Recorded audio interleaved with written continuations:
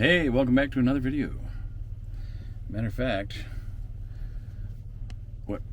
I wasn't planning on doing another video at the moment, but it's kind of cool rig pulled in here, and I thought I should turn this camera back on and see if I can get it on film. Okay, you ready? Let's see if this comes in pretty good. Isn't that kind of neat? Look at that sucker. It almost looks like it was a fifth wheel horse trailer, but the windows that are on it are different. They're like a camper. I've never seen nothing like it, and the windows do have curtains and stuff on them, and then it looks like there's almost like there's a mattress up against the wall over here on this third window back from the front, or the second window up from the back. How's that for communication backwards language? Yeah, so I think it's kind of neat, though. And I notice it's got that vent there. It looks like it might be a refrigerator vent because there's curtains up above that. So that could be, maybe that's where it's not a generator. I don't see a little muffler on the bottom or nothing. Kind of a neat little rig, though, huh? Not too bad. So, and that's right here in the old Walmart lot. What do I got going on over behind me here? Anything exciting? What the heck? Well, I've got the camera free. I might as well take a shot over behind on my other side over here, so you can see what's going on over this way. I don't know. I'm just kind of, I can't even see the monitor now, so I don't know what I'm filming. But if I get my fat head over here, now it's me. So, oops. So anyway, yeah, let's see what we got going on over this side. Well, that's what's going on around here in Walmart. If you see them shipping containers that are over there, I mean, I'm sure it's picking them up right now because I know they're over that way, even though I can't see the monitor. I have this turned around. Ta-da! So, anyway. Oh, that bird snuck in on me. Little sneaky bird, boy. It just creeps up on me when I least expect it. So, I'm going to try to get this back over into the mount over here if I can. Oops. I'm gonna have to get forward on my seat here a little more so I can screw this thing down. I gotta figure out a better permanent mount here that's not so unstable.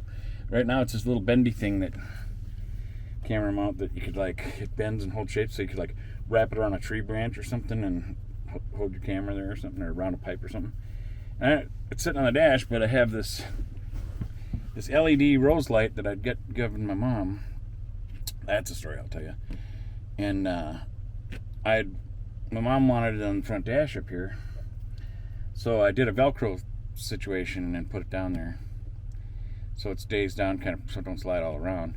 And because it's Velcroed down and it's tall with a glass, dome, elongated dome over it, so I got this thing wrapped. I wrapped it into a circle, so it'll be like tighter than the base, and then pushed it down with the base so it kind of grips that. And that's what I've been mounting the camera to. But driving on the road, it has vibrated and came loose, and the camera tilts at an angle a little bit. The gimbal kind of compensates for it, but it's still, because I've got a little bit of OCD in me or something. Maybe it bothers me when it's not snug. So, the story about the rose light. You might have seen it when I was rotating the camera around and stuff. My mom had a lot of stuff, so it's hard to find stuff that she might want or would be useful for her, because she pretty much had got all the little doodads that she wanted, but I knew she'd like it. So I ordered it from Amazon. And when I got it, what I did is I put batteries in it right away. I went in my bedroom, I opened up, put batteries in it, turned it on so it was lit up, and it looked so beautiful. I was like, oh, I know my mom's gonna like this. Then I put it back into the styrofoam, slid it down into the box, and I think I got it for her birthday, so I think I did it for her. And slid it down into the box and taped it all back shut, wrapped it up, and then got it all wrapped in wrapped paper and stuff, brought it up, so now it's lit inside the whole time, because I was going to have her open it pretty quick, and it was so neat. It was another great memory I'm glad that I have. So she starts opening it, and I know her. I know she's not like a rip it open kind of package person. My mom's always, trying to undo it so she can save the wrapping paper and maybe reuse it later. And then when she opened the top of the box, got her little scissors or her letter opener or whatever to cut the tape and stuff. She opens up the top of the box, and when she opened it up, she could see that it was styrofoam, but it was lit up and it was glowing in there. And she looks at me and she's like, "What is it?" I said, "Well, take it out and find out, So she's trying to get it out of there. So I said, "Well, turn it over. I'll get it started, And she turned it upside down. I got it started out. And then when it was high enough, it's now hold the box. So I held the box. She slid up, and when she opened it up, I could just see it in her eyes. She liked it a lot. She was like, "That is beautiful." So that was my mom's rose. Now came apart. The wires got broke, disconnected, so it ain't working right now. But I've got a soldering kit, and I've been meaning to solder it back together and get it working. Maybe I should do that tonight, depending on what my batteries are at.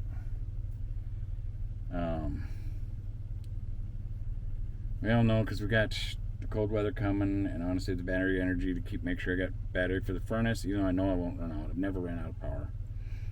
The battery keeps the vent fan blowing, which is real low energy, and I still got some editing I wouldn't mind doing, and I might vacuum a little bit, so I could still do it. I could still run the soldering iron and stuff in that, but I just like to make sure I don't run myself too low. I like making sure I have extra power in case I need it. And I made 6 boiled eggs with my electric egg maker yesterday, and I did it while there was a little bit of sun out, and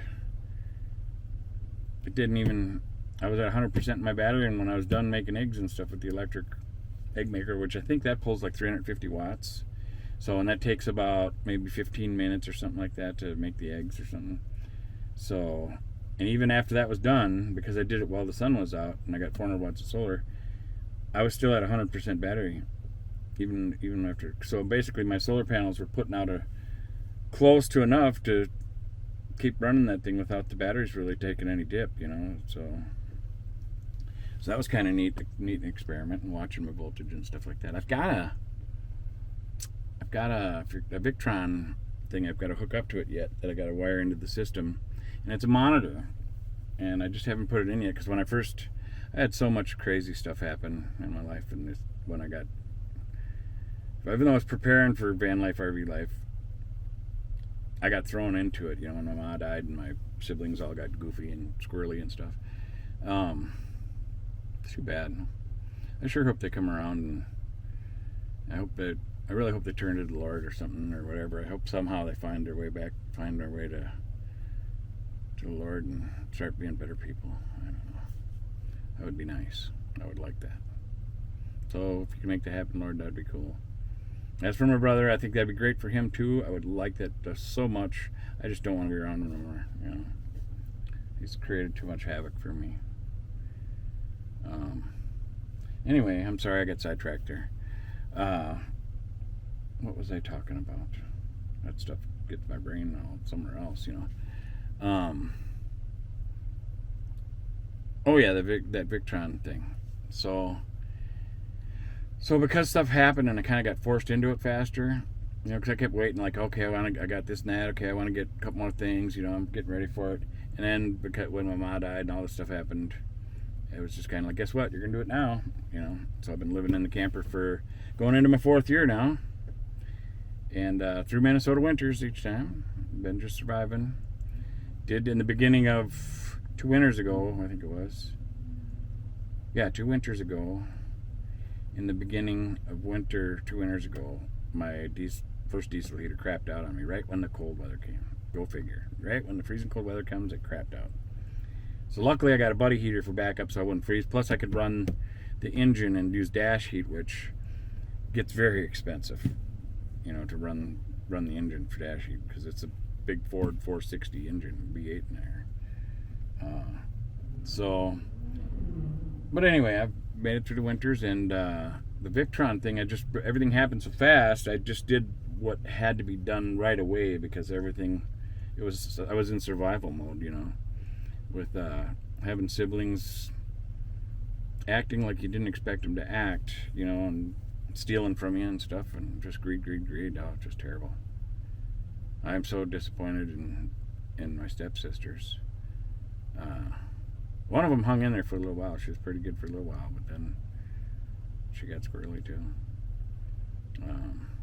I had so much hope. Because she's disappointed me before in life with not good decisions, and then cried to me about it and stuff, and we had our discussion about it, and I thought she'd maybe done some growing and changing, but then same kind of stuff started happening again, so sad. It's depressing, but oh well. God, it's sucking me off into that area I wasn't trying to go. The Victron monitor deal that I haven't gotten there, everything happened so fast. I knew my main things. I had to get my main things in before winter came, because it was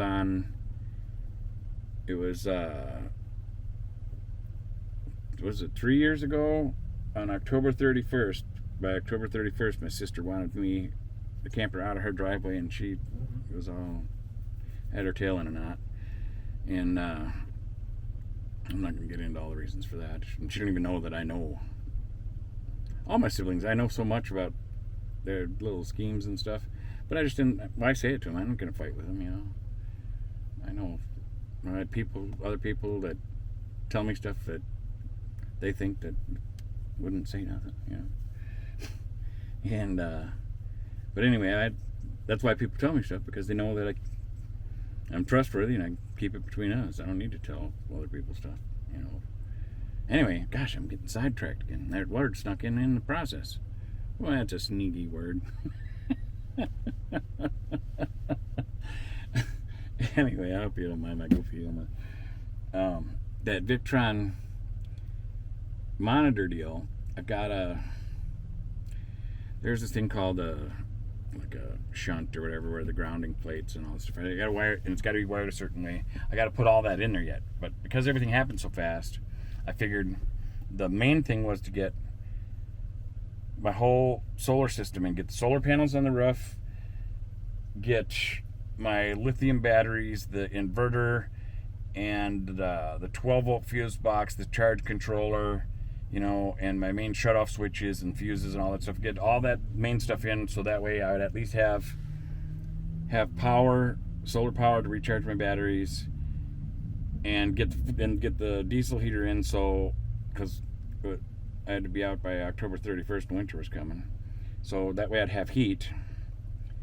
And in the beginning, I ran the 12-volt power for the diesel heater. I ran it straight to the regular marine battery, lead acid battery that came with the camper compartment, and I ran it off that, but that didn't have solar to it, so I could run it for, because the charging system that's in the camper, it's supposed to charge that battery when you're driving, but you got to do a lot more driving for it to kick in, because you got to have your engine battery charged to a certain point before that'll even kick in.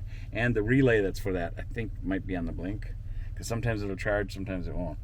So I learned that all in the process of it, because then I could run my the furnace for, a couple weeks or something like that, but it was like slowly the battery's going down to where then it didn't have enough voltage to fire up the furnace or whatever, and I had to get a second battery so I could swap them out.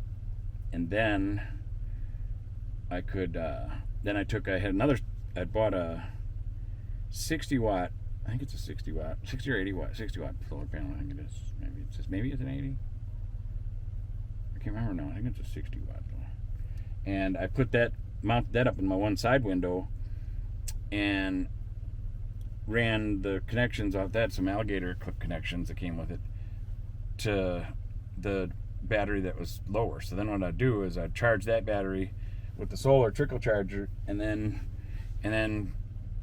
because they're marine batteries, they got the wing nut deals on them, so you can change them out pretty quick. It's just lifting the heavy battery. So then I'd swap the battery like that, and charge one up. Then I'd swap them out once the one was charged, and bring the other one in, and then hook that up to the solar panel, because I hadn't run wires yet. And then as I got a little more organized, because it all happened so fast, and then I had so much stuff in here, So every time I work on something, I got to shift and move everything, and it was a learning process. And then eventually I switched the diesel furnace pot 12 volt, ran that over to, and put in the switch and monitor deal off of the lithium batteries that are hooked to the solar. Now, ever since I've done that, I've always had power for the diesel. I've never had to go dead. But then that other battery would start dying down still, because runs the igniter for the refrigerator and stuff like that, and the 12 volt lighting. But I got it all figured out now. I got a separate charge controller and split that off to that other battery. So now my solar charges my lithium batteries, and it's branched off to a separate charge controller that goes to the house battery. So that one stays pretty good too. If I'm running a lot of stuff through the night or something, it'll start dying down because I damaged the battery by running it too low. I got to get a new one when I can afford it, because lead acid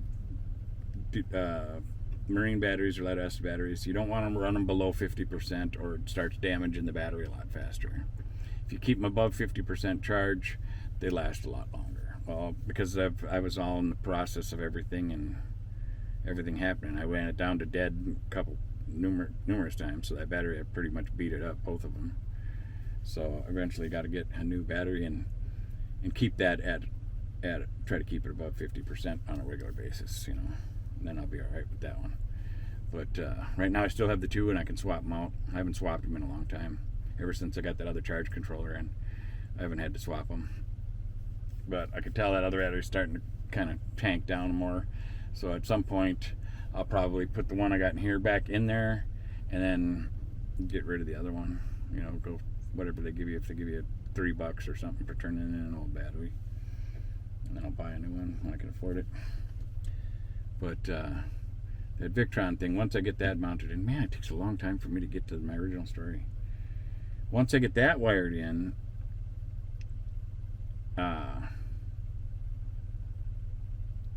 that's got Bluetooth too, and that will tell me all kinds of stuff. I can, right from my phone even, I can either do it on the wherever I put the monitor, where I mount it in the whatever cabinet or wall or whatever. I can also pull that up on my phone Bluetooth, and it'll show me the state of my batteries. It'll show me how much, when the sun's out, it'll show me how many watts are going in and how many watts I'm currently using, and it'll tell me how long I can run on my current battery bank. Like if I'm putting in, say, 300 watts of solar from the sun, and if I'm only using 200 watts of power at the time, it'll say I can run forever. But if I'm using more, if I'm only putting in 300 watts of solar at the time, and I'm using 600 watts in here, it'll tell me, well, you can only run for 7 days at this rate, or 2 weeks or something. It'll give you the dates and hours and time, all that stuff. It's pretty detailed, so it's pretty cool. I just got to get it hooked up and wired in. And I also have another monitor for my inverter, for my 3,000 watt inverter that converts 12 volt to 120. Right now I've got to lift my panel to get to my inverter to turn it on or off, but manually with my finger. Where if I run it's a remote switch that I can run and mount that, on the side of a cabinet or something somewhere. And then with the remote switch, that way I won't have to lift the panels to access it to turn it on and off. Then I can just turn it on and off at that point, So I got that to put in yet too. I got a few different little doodad things to wire in and stuff, and I've even got some other cool LED lighting stuff that I hope is still in the camper. A lot of it, I think I lost. Some of the stuff that I had set up was all in the storage units that they're gone now. So, oh yuck, that's the hard part of it all. The storage unit's gone, and more bills piling up. Lost my internet now. Now the internet T-Mobile place is sending me emails. Said, hey, you owe us money, and don't you want your internet? Yes, I do want my internet. I know I owe you money, but I can't. I'm not gonna do better right now, So it is what it is.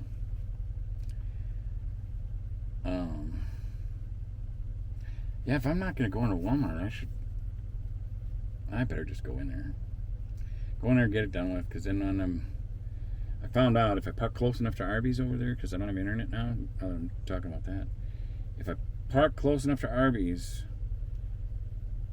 by the drive-thru over there, I can pick up like one dot or a dot and a little bit of a bar for their internet signal, and then I can. It's a little frustrating, but at least I can still access the internet a little. So I can like start watching a video. I don't know if I have made it through some whole videos, but that's like normally later in the night when there's less sun and messing with the airwaves and stuff, and less traffic driving around. But during daytime hours when there's traffic and all that, it kicks you out all the time. So like you can start watching a video from YouTube, and you might get a minute into it, and then it'll start like buffering, and then it'll stay buffering forever if you don't turn off the internet, turn it back on. You got to go to your connection settings, and because it'll like say you're connected still, but without internet. So the only thing I found is then if I disconnect, shut off my Wi-Fi, and then turn it back on, then it'll look for the signal again, and depending on what radio waves are flying around, sometimes it won't find it for a little while, then it'll find it again, and then it'll link to it, and then you can start watching again, and come on, just get me through this video. And you'll make it 6 minutes and 22 seconds into it, and it'll quit. That was just a random number, but yeah, something like that. And sometimes you get lucky, and it'll play all the way through, and it's like, hey, that was cool, I got to watch a show. But where I'm parked at right now, no, I can't get no internet. I didn't even think I was going to be able to get internet other than the library. I know I can park close to the library and I can get internet that way, but I can't stay there. So it's right in front of the library. I don't feel comfortable there unless I'm just there for the day or something. But then I'm normally inside the library in there. But I know one thing the other thing that I'd looked into before I started van life, RV life, that I didn't get yet. I did get a WeBoost antenna that I haven't put in yet that boosts your cell phone signal. God, this is going to get long. It is long, 22 minutes. Oh, we're going to have to talk about it in a different video because this is getting way too long. But next I was going to go into, other than the WeBoost, that system I've got that I haven't put in yet, that boosts your cell phone signal. I'll have to talk about Wi-Fi antennas that are for boosting, so you can pick up Wi-Fi further away and stuff, so that way, like whether it's Walmart or McDonald's or Arby's, and you can get antennas for that are boosters. That if I get one of those, I'm pretty sure then, especially being in a main town, it's different if you're like way out in the sticks or something, then you might not pick nothing up. But when you're in a town like this, you should be able to pick up quite a bit and use whatever free internet's out there. So, but thanks for watching. God bless you. Talk to God, tell him Darren says hi, and we'll see you on the next one.